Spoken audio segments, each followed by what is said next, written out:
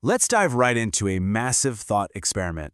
What if the single most destructive, most transformative conflict in all of human history just never happened? Let's explore a world that took a radically different path. So, we're opening a file on an alternate reality, one we'll call Timeline 0B. And this world, it isn't defined by the crucible of global war and its aftermath. Instead, it's shaped by a long, seemingly stable, and ultimately stagnant peace. To really get your head around this world, you have to start with its map. And what you'd find is a political landscape that looks almost like a photograph from the early 20th century. Why? Because in this timeline, the great empires never fell. So instead of a Cold War between two superpowers staring each other down, the year 2026 is a giant chessboard of competing empires. The British Empire, never bankrupted by war, still dominates global finance. A conservative German monarchy stands as the industrial heart of Europe, and France is still managing its vast colonial holdings. This isn't a post-colonial world, it's a world where colonialism just modernized. Now, the absence of a world war has these huge, profound consequences for society.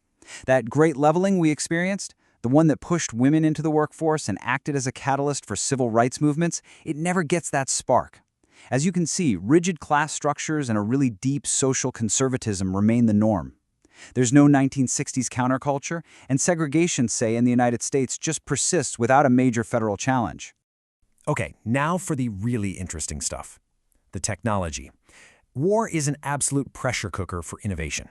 Without that desperate need to crack codes or build long-range bombers, technology in this timeline took a very, very different, let's call it a scenic route. In aviation, for example, we might still be living in the age of the Super Zeppelin. Without the massive investment in bombers, the jet engine remains a prototype.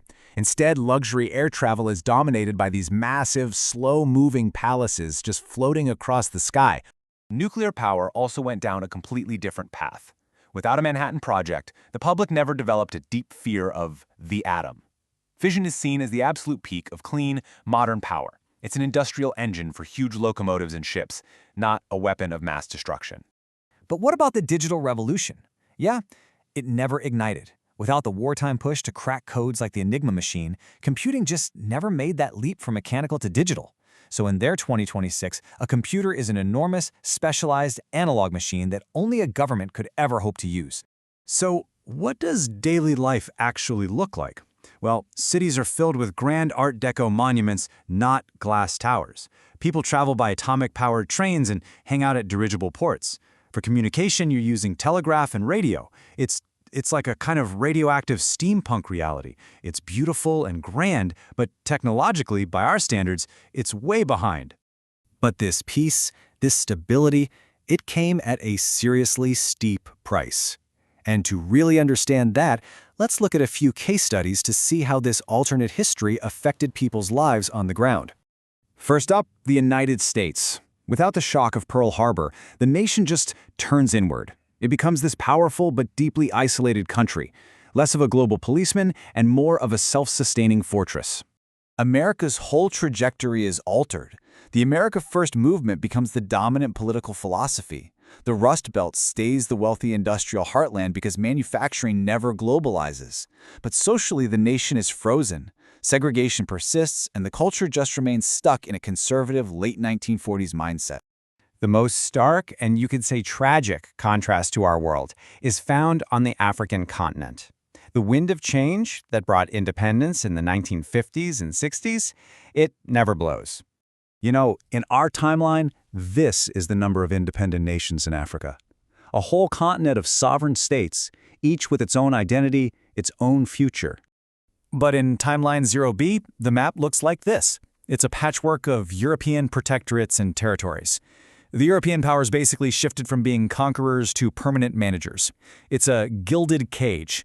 It's stable and it's ordered, but it completely lacks the self-determined growth that comes with independence. So what is it actually like to be in this world?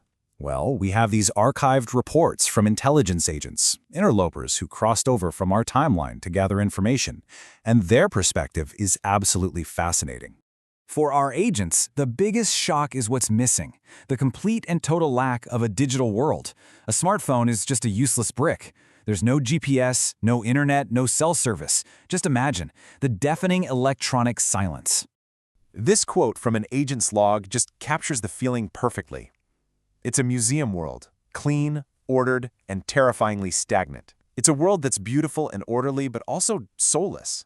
A magnificent museum where history just stopped moving forward. And that brings us right to the central paradox of this whole timeline.